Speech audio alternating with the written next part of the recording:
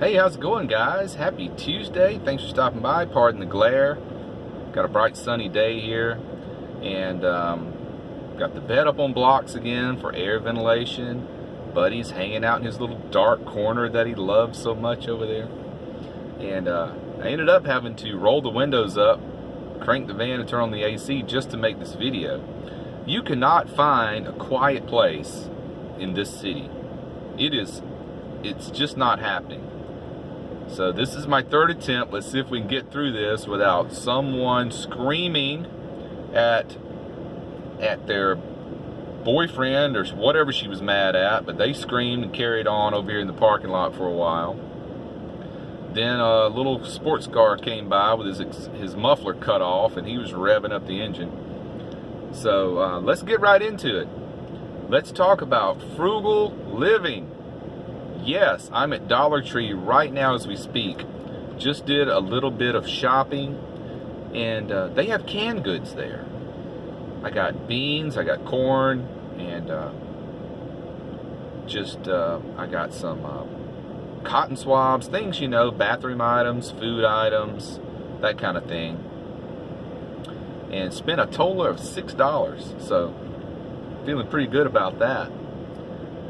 I found gasoline today for $2.35 a gallon, so I filled it up because I'm probably not going to find that again ever, probably throughout the summer, because the summer blend, you know, if you live in a metropolitan area, they're required to sell summer blended fuel, which is less emissions, and it's expensive, you know.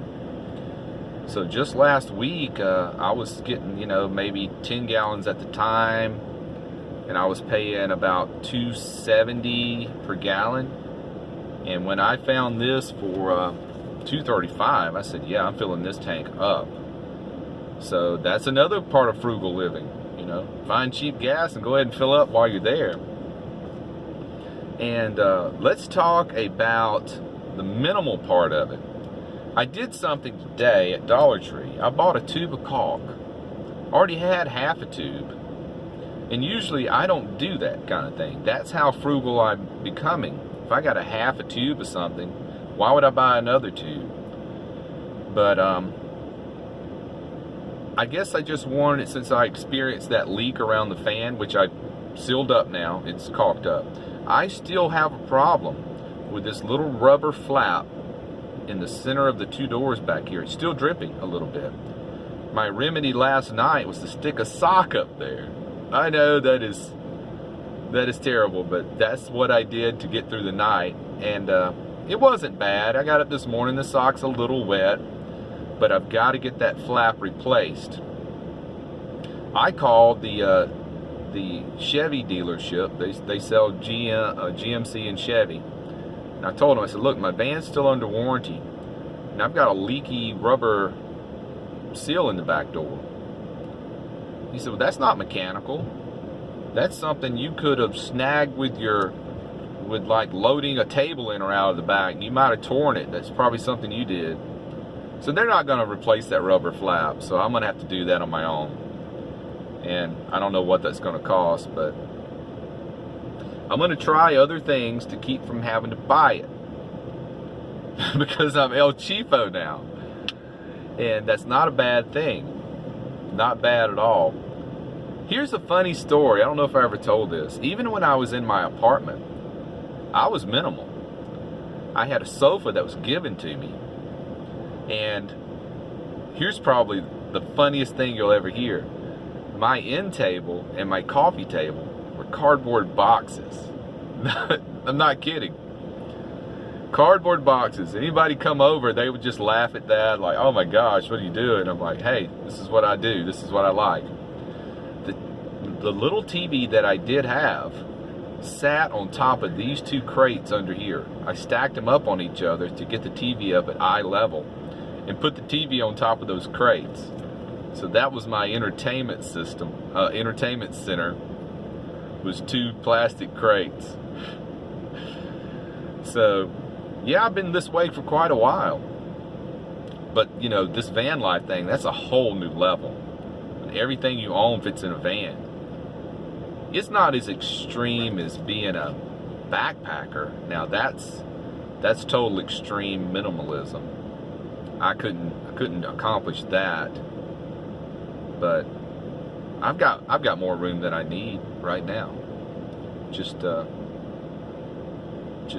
don't buy stuff that you don't need. Like little things like that tube of caulk. Why is that bothering me? Why did I buy that tube of caulk when I got a perfectly good half a tube left? I don't know. But I did it. And that's how serious this is. This a mental illness, or is this everybody else mentally ill that doesn't do it? I don't know. I guess that's the question of the day. But it's a good way to live.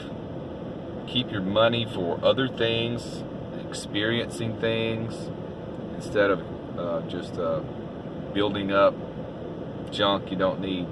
You know, I heard a radio ad. There is a company, there's two companies here in town. One is called Got Junk, and the other is Junk Removal or something. This is what they do. You call them up. Let's say you got a spare bedroom full of stuff or a garage full of stuff. They charge you to take your stuff and get rid of it. Is that what we've become? Where we accumulate all this stuff and then we end up paying someone to haul it off. That is insanity. There's these storage unit places called Store It or Store All or mini storage buildings. They are popping up everywhere, and people are paying sometimes over $100 a month to rent one of these storage units just to put stuff in that they never use. That is unbelievable to me. So let me pay you to store my stuff that I never use. Then eventually one day, after I've paid you a couple of $1,000s, I'm going to come clean it all out and have a yard sale and sell it and get a penny on the dollar for what I paid for it. You know, that's what we've become, I guess. But there is nothing wrong with frugal living. It's inspiring, and it's freeing, and acquiring all those things, it's soul robbing, in my opinion. You know, my opinion is worth as much as anyone else's, though. So take that into consideration with everything I'm telling you. But yes, I mean, you know, if I had my preference, of course I'd love to see everybody be a little more minimal, and the consumerism is a little out of control. But I'm not knocking the conveniences and the products we have, not at all. It's a wonderful thing. That's what our economy is built on. I get it. It's consumer driven. I get it. If everybody was to become a minimal person overnight, it would crash the economy. So I get that. I understand. We can't do it, but we can wean it down. And weaning it down in a manner, you know, slowly like that's not going to hurt a thing. And I think it'd probably bring a more positive feeling to you, just getting rid of that stuff. So that's what I want to talk about today, is clearing out the clutter and bringing in that freeing feeling. And you would think it'd be just the opposite. The more stuff you had, remember the old saying? You used to see it on a bumper sticker and other things. It was the one who dies with the most toys wins. Well, I don't see it that way. I see it, the one who dies with the most toys still dies, I guess. But there's no winning in that. Alright, so Buddy and I'll wrap it up here. We're going to the park. We're going to take a walk. And enjoy the sun while it's out, because we got more rain coming tonight. So I got to dry that sock out, I guess, don't I? Because it's going to be soaking up and drip all night. Alright guys, take care, be well, and click the bell. Bye.